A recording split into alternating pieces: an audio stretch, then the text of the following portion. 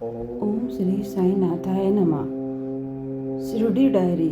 श्री खारपंडे सुशिक्षित थे और अपने व्यावसायिक क्षेत्र में सुप्रतिष्ठित भी। श्री खारपंडे द्वारा डायरी लिखने में कुछ महत्वपूर्ण बातें हैं। पहला, डायरी लिखने में उन्होंने हमेशा नियमितता का पालन किया। दूसरा, जो कुछ उन्होंने अपने कानों से सुना और आँखों से देखा उसे पूरी तरह लिखने का प्रयास किया। विशेषकर बाबा के द्वारा कहे गए किस्से कहानियों को उन्होंने सक्षमता से दर्ज किया। उनके डायरी लेखन में भावुकता का न्यूनतम अंश मिलता है, फिर भी अपनी भावनाओं को उन्होंने सरल शब्दों में अभिव्यक्त किया। हर दिन घटने वाली छोटी या बड़ी कैसी भी बात क्यों ना हो, उन्होंने उसका ब्यौरा दिया।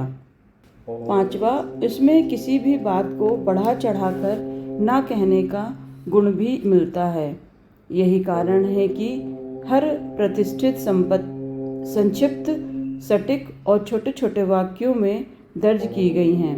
छठवां, श्री खारपंडे के डायरी लेख में ईमानदारी की स्पष्ट झलक है।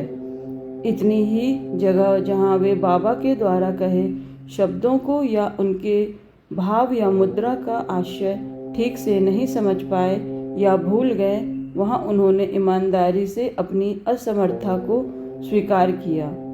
सातवां, इनके शब्दों में बाबा के प्रति श्रद्धा और आस्था का भाव प्रफुल्लित है। शिरडी डायरी में दर्ज की गई प्रविष्टियों के आधार पर दो महत्वपूर्ण विषयों के आकलन में सहायता मिलती है। पहला, श्री साईनाथ की दिनचर्या के विषय में। दूसरा, इनके द्वारा साधकों के आध्यात्मिक मार्गदर्शन के विषय में। ओम श्री साई।